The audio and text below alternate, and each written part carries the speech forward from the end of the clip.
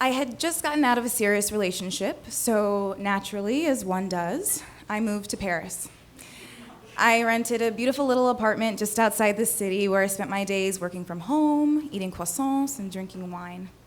The intention of my stay was to take time to truly listen to myself, to trust my instincts and follow my joy. So one night I went out to a piano bar and I made friends with the singer. She invited me to go for a run, followed by a picnic the next day. So we met up, ran, and then went to meet her friends. One of them, a guy who you might say looked like Jon Snow, was really excited about a bar nearby where a guitarist plays songs and everybody sings together at the top of their lungs. It sounded a lot like Marie's Crisis in the West Village, which is one of my favorite places on the planet, so I knew it would be my kind of bar. A few of us went.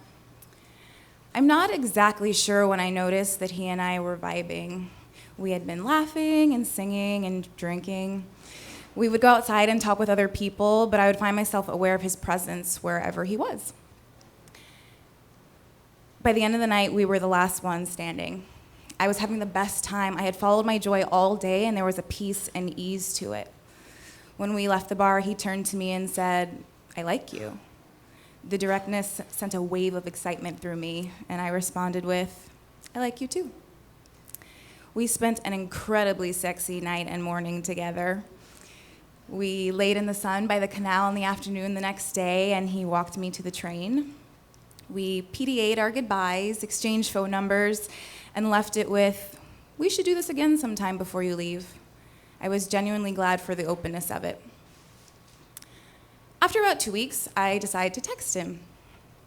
No reply. A day goes by, and then another. Still nothing. I start to question everything. Did I make this all up? Was I reading our chemistry wrong? Am I crazy? In times like these, my brain is very adept at picking up a story and running with it. And the winning narrative was, he's having second thoughts about this whole herpes thing.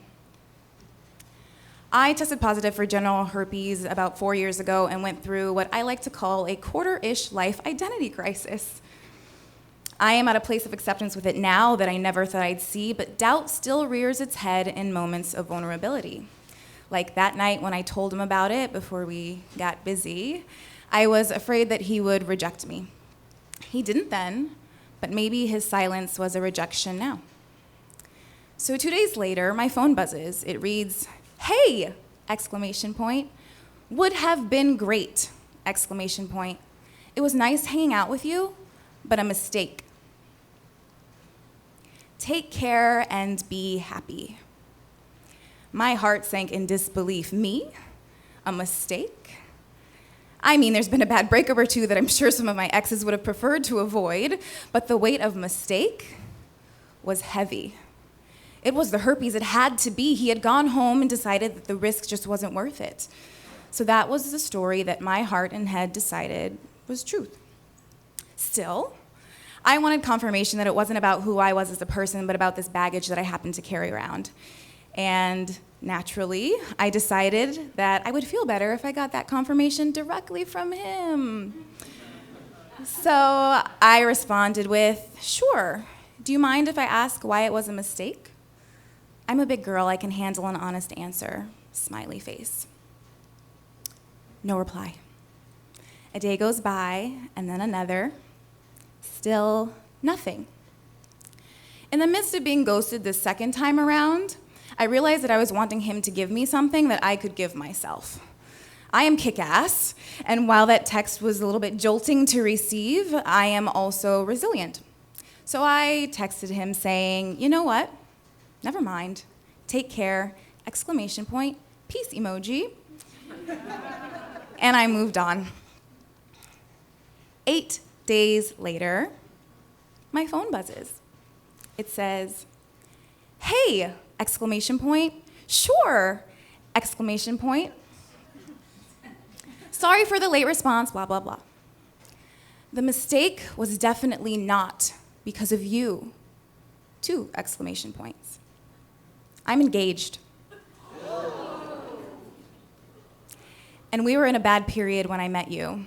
She had just cheated on me, and I felt like I used you. Flirty emoji. Hope you don't mind.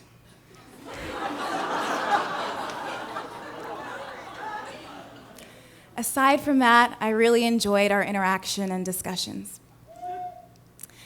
Now, at that moment, I had already made peace with the whole thing, but as soon as I read that he was engaged, it became remarkably clear that jumping to the conclusion that it was about me and my baggage was so automatic, I hadn't entertained the fact that it could be about him and his. I immediately felt lighter and honestly happy because the realization that I wasn't the only one with baggage to claim made mine feel non-existent. Who knew being the other woman could bring so much joy?